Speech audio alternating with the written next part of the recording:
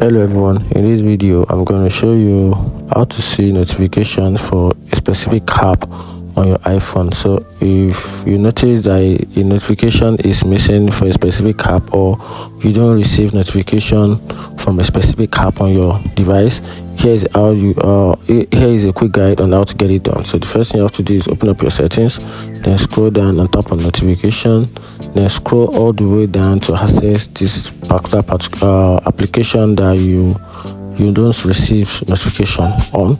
So let's just for example, mine is email. I'll just scroll down, find the app.